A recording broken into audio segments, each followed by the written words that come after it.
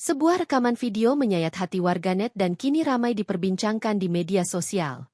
Video yang diunggah akun Instagram @sultrahits pada Minggu 2 November 2025 memperlihatkan momen pilu seorang ibu bernama Asmidar, warga desa Aopa, Kecamatan Angata, Kabupaten Konawe Selatan, Konsel, yang terpaksa meninggalkan rumahnya bersama 3 anaknya.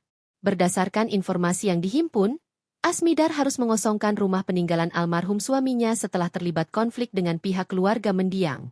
Sejak suaminya, Rajiman, meninggal dunia beberapa bulan lalu, ia disebut menghadapi tekanan dan pertikaian terkait tempat tinggal serta pembagian harta warisan.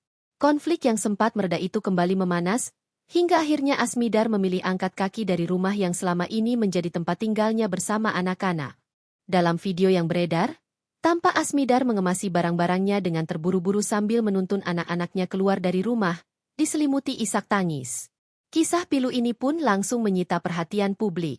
Banyak pengguna media sosial menumpahkan rasa simpati dan keprihatinan mereka di kolom komentar.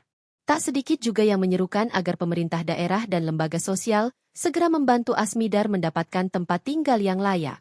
Hingga berita ini diturunkan, pihak keluarga almarhum Rajiman maupun aparat desa setempat belum memberikan keterangan resmi mengenai penyebab pasti konflik keluarga tersebut.